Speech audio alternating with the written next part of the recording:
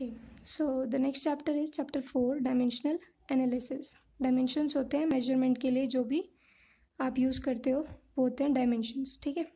तो dimension of a physical quantity कैसे आप मेजर करते हो? Powers to which the fundamental unit of mass, length and time have to be raised in order to obtain its units, ठीक है। जैसे कि एरिया की यूनिट क्या होती है, आप देखोगे लेंथ इंटू लेंथ, एरिया क्या होता है। ये आपका कोई बॉक्स है, तो अगर मैंने देखा कि यहाँ पर लेंथ है और यहाँ पर ब्रेथ है, ये लेंथ है और ये ब्रेथ है, तो एरिया क्या होता है, लेंथ इंटू ब्रेथ, ठीक है ना। अब लेंथ भी मेजर आपकी मीटर में होती है और ब्रेथ भी आपकी मीटर में होती है, जो कि किसकी यूनिट है, लेंथ की। किसकी यूनिट है, लेंथ की, इसीलिए लेंथ के लिए एल यूज़ करते हैं, ठीक है। तो एल इंटू एल, जिसका मतलब हुआ एल स्क्वायर।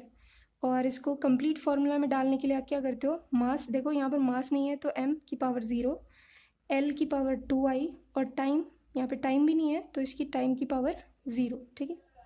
तीनों डायमेंशंस का आप पावर रेज करोगे तभी आपका वो टोटल डायमेंशनल फार्मूला बनेगा, ठीक है। जनरली क्या होता है, कोई भी फिजिकल क्वांटिटी को आप उसके डायमेंशन के साथ लिखोगे तो वो होता है डायमेंशनल इक्वेशन, ठीक है। ये पूरी क्या है, डायमेंशनल इक्वेशन, जिसमें आप मास, लेंथ और टाइम की पावर को रेज करते हो अकॉर्डिंग आपकी जो भी फिजिकल क्वांटिटी है, ठीक है। नेक्स्ट टॉपिक है इसमें different types of variables and constants. पहला है इसमें डायमेंशनल वेरिएबल्स। डायमेंशनल वेरिएबल्स जो quantities like area, velocity, force, ये सारी होती है, इनके पास डायमेंशन होता है और ये कांस्टेंट नहीं होती, ठीक है। वेलोसिटी, एरिया, ये सारी चीज़ें बदलती रहती है, ठीक है, और डायमेंशन भी होते हैं इनके पास। डायमेंशन यानी कि एरिया की यूनिट होती है, क्या होती है, अभी देखिए हमने एल स्क्वायर या फिर मीटर स्क्वायर कहेंगे, ठीक है। वेलोसिटी की मीटर पर सेकेंड होती है, सबके पास डायमेंशन है और कांस्टेंट नहीं होती हैं ये चीज़ें, ठीक है ना। अलग अलग केसेस के लिए अलग अलग वैल्यूज़ होंगी। फिर आता है डायमेंशनल कांस्टेंट्स। अब ये क्वांटिटीज़ हैं जिनके पास डायमेंशन तो होगा लेकिन ये कांस्टेंट वैल्यूज़ होंगी, चाहे कोई भी केस हो, जैसे कि ग्रेविटेशनल कांस्टेंट, प्लैंक्स कांस्टेंट, ये सारे कांस्टेंट्स होते हैं, ठीक है।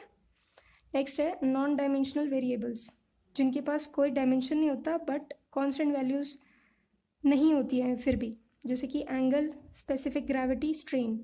एंगल आपने पढ़ा होगा, ठीक है, इसके भी कोई डायमेंशन नहीं होते, एंगल का कोई डायमेंशन नहीं होता, मीटर, लेंथ और टाइम के हिसाब से आप इसको डिफाइन नहीं कर सकते ना।